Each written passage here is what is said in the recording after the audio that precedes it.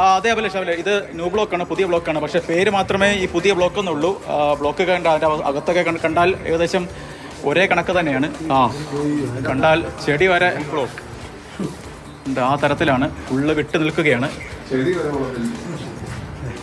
പൂർണ്ണമായി. ദൃശ്യങ്ങൾ തന്നെ കഥ പറയുകയാണ് എന്താണ് ഈ ഹോസ്റ്റൽ നടക്കുന്നതെന്ന് സംബന്ധിച്ച്, എന്താണ് ഇവിടുത്തെ അവസ്ഥ എന്ന് സംബന്ധിച്ച്. ഇതിനകത്ത് താമസിക്കുന്ന കുട്ടികളെ സംബന്ധിച്ച് അവർ ഏത് തരത്തിലാണ് ഇതിനകത്ത് ജീവനം പണയം വെച്ചുകൊണ്ടാണ് അവർ താമസിക്കുന്നതിന് എന്ന് തന്നെ പറയേണ്ടി വരും. എന്തായാലും ചാണ്ടി മനമൽ അതെല്ലാം തന്നെ കാണുകയാണ് എന്താണ് ഹോസ്റ്റലിലെ അവസ്ഥ എന്ന് സംബന്ധിച്ച്. ചാണ്ടി നമ്മൾ രാവിലെ നൽകിയ വാർത്തയ്ക്ക് പിന്നാലെയാണ് ഇത്തരത്തിലൊരു നിർണായക ഇടപെടൽ ഒരു ജനപ്രതിനിധിയുടെ ഭാഗത്തു നിന്നുണ്ടാകുന്നത്. ദിവേഷ് നേരത്തെ സൂചിപ്പിച്ചതുപോലെ ഒരുപക്ഷെ ആദ്യമായിട്ടായിരിക്കും ഈ ഹോസ്റ്റലിനുള്ളിലേക്ക് ഇത്തരത്തിൽ ഒരു ജനപ്രതിനിധി വരുന്നത്. എന്താണ് ഇന്നത്തെ അവസ്ഥ എന്ന് സംബന്ധിച്ച് നേരിട്ടറിഞ്ഞ് മനസ്സിലാക്കുന്നതിന് വേണ്ടി കൂടിയാണ് ഇത്തരത്തിൽ.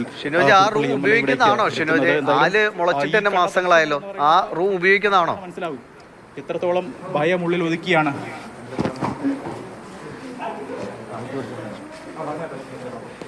അതെ, ഞാൻ വിദ്യാർത്ഥികളെ സംസാരിക്കുമ്പോൾ അവർ പറയുന്നത്, ആരെങ്കിലും ഈ ഹോസ്റ്റലുമായി ബന്ധപ്പെട്ട ഏതെങ്കിലും തരത്തിൽ ഇതിവിടെ കാണാൻ വേണ്ടി വരികയാണെങ്കിൽ അവർക്ക് കാണുന്നതിന് വേണ്ടിയാണ്, ഞങ്ങളുടെ ഹോസ്റ്റൽ ഇങ്ങനെയാണ് എന്ന് കാണുന്നതിന് വേണ്ടി അവർ അങ്ങനെ ആചരിക്കുന്നതാണ്. അത് ആ കണക്കിൽ തന്നെയാണ് പറയുന്നത്. ഇപ്പോൾ ചാണ്ടി കൂടി നമുക്ക് ചേരുകയാണ്. എന്താ തോന്നുന്നു രാവിലെ വാർത്ത നമ്മൾ ചാണ്ടി സംസാരിക്കുന്ന ചാണ്ടി പറയുന്നത് കാണാൻ പോകാമെന്നാണ്. നമ്മൾ കണ്ടിട്ട് അത് ഓൾഡ് ബ്ലോക്ക്, ഇത് ന്യൂ ബ്ലോക്ക് എന്ന് പറയുന്നു. രണ്ടും തമ്മിൽ വലിയ അന്തരമില്ല. നമ്മളിപ്പോൾ ഇവിടെ കണ്ടു ചെടി വരെ വളർന്നകത്തേക്കുക. അതുപോലെ തന്നെ അപ്പുറത്തെ ബാത്റൂമിൽ നിന്ന് വെള്ളം ലീക്ക് ചെയ്ത് ഈ റൂമിലോട്ട് കയറുകയാണ്. അത് എപ്പോൾ വേണേൽ തകർന്ന് വീഴാൻ നിൽക്കുന്ന സാഹചര്യത്തിലാണ് ആ റൂം ഇരിക്കുന്നത്. എങ്ങനെയാണ് വിദ്യാർത്ഥികളോട് താമസിക്കുന്നത് എനിക്ക് മനസ്സിലാകാത്തത്. തീർച്ചയായിട്ടും സർക്കാർ കണ്ണു തുറക്കണം, അടിയന്തരമായ നടപടിയെടുക്കണം. ഇതിൻ്റെ ഫിറ്റ്നസ് പരിശോധിക്കണം. ഫിറ്റ്നസ് പഞ്ചായത്ത് പരിശോധിക്കേണ്ടതുണ്ട്, വന്ന് നോക്കണം.